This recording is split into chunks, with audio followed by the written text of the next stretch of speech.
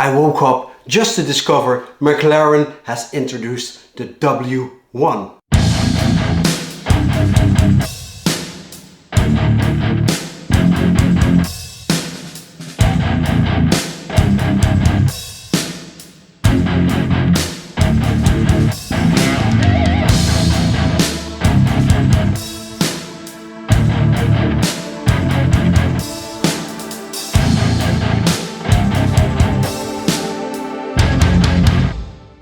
Now I'm not a McLaren guy, so I didn't even know this thing was coming, but I have to admit I kind of like it.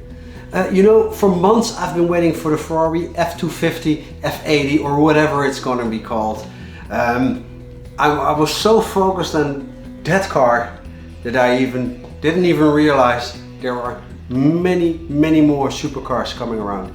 And the timing of McLaren could be genius. Just before the F250 launch could be a disaster. That all depends on which is the better one. Hi there, my name is Mark and welcome to the Man Cave. Now the W1 is the successor of the P1 and even the F1 McLaren claims.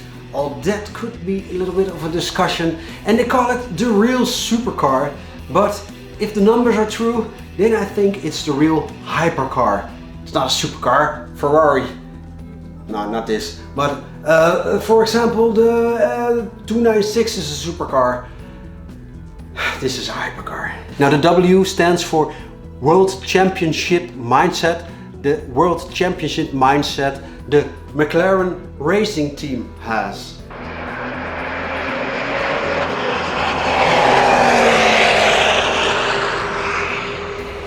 I don't need, where stands the P in P1 for, by the way? Project 1? F1 Formula 1, I still get it. W1 World Championship Mindset. It could have been WCM or something. And where does the Senna fit in it all? Now the introduction of the W1, as they say it is not a coincidence.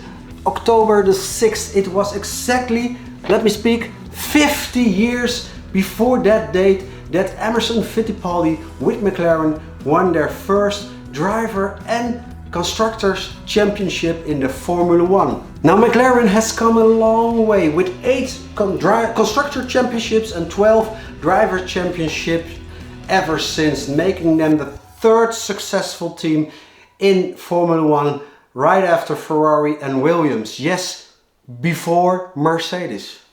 Now the W1 comes with a twin-turbo V8 engine that produces 928 horsepower at 9,200 RPM. Yes, I remembered that one.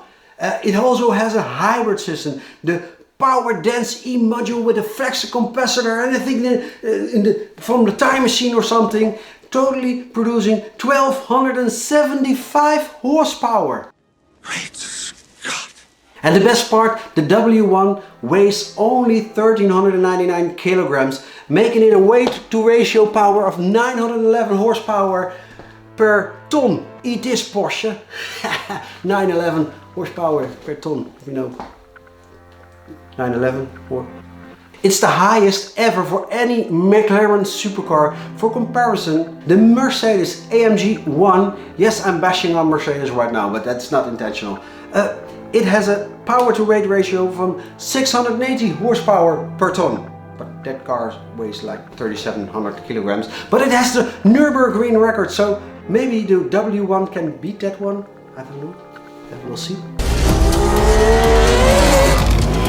Now to make it all work, McLaren spent a lot of time at an aerodynamica, the wind tunnel department, that with the flow, with the aero, the wings, stuff. They spent a lot of time developing aerodynamics of the aerodynamics of the car. Yeah, the that. And it all comes from Formula 1. To make it all work, the McLaren McLaren spent a lot of time at the wind tunnel. The ground effect is inspired by Formula 1 race cars And when you put the car in active, how do you call that? McLaren race mode, the character of the car completely changes. The front will lower about 37 millimeters, yes, 37, and the back will lower about 17 millimeters. The tail, the wing comes out about 30 millimeters, yeah, 300 millimeters from the back, creating a total downforce of 1000 kilograms.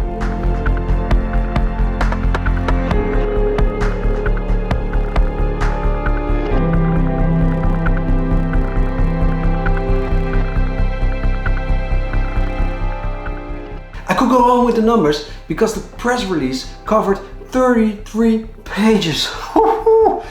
But I'll stick to the most important ones. The W1 does 0 to 100 kilometers an hour or 0 to 62 miles an hour in just 2.7 seconds. It does 0 to 200 kilometers an hour or 0 to 124 miles an hour in just 5.8 seconds.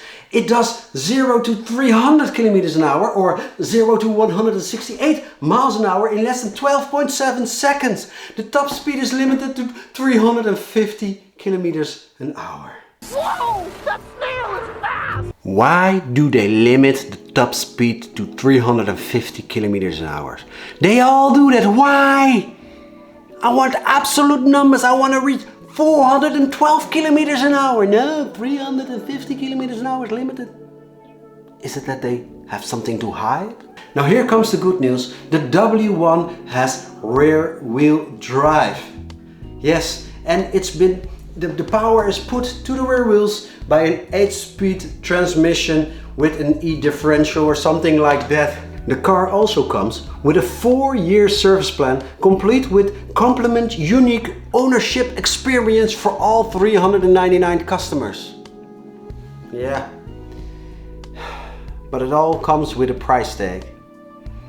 A tag of £2 million, aka 2.4 million euros, aka $2.6 million. I need more money, Steve.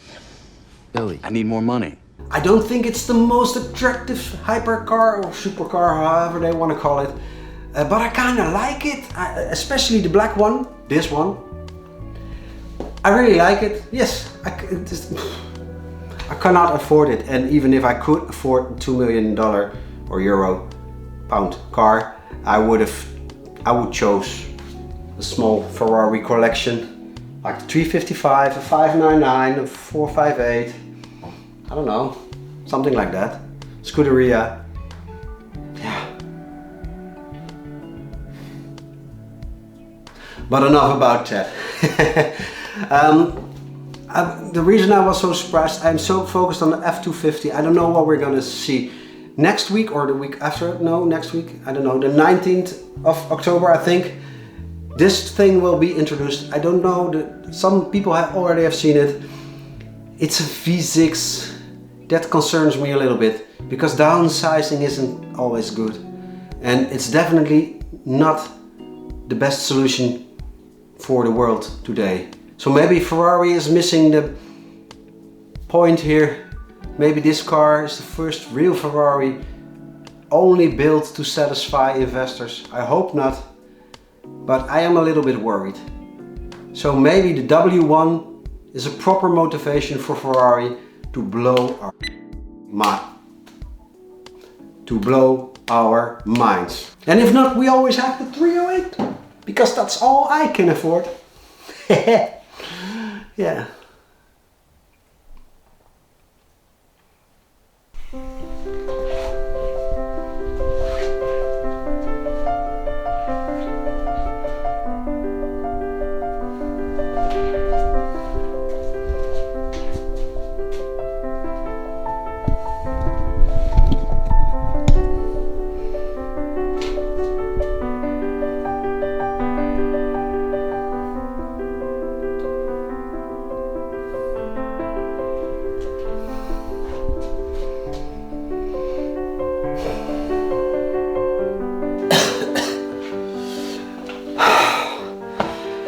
I tried the smoke effect for a little vlog, but Don't try this at home.